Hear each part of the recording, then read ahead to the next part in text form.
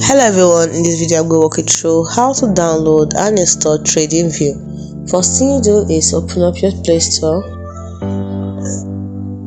tap on Play Store, tap on the search bar at the bottom, tap on the search bar at the top, write TradingView,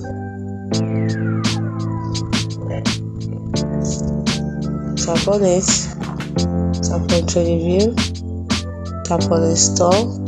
It automatically start downloading, and once it's through downloading it will install. Now TradingView is for you to get real-time information and market insight.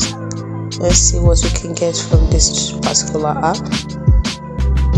You can see you can chat and trade, watch list what matters, real-time data wherever, whenever, read and create top trade ideas, free global finance news, technical analysis in your pocket. Instant alerts means no missed trades. So it's a very good app.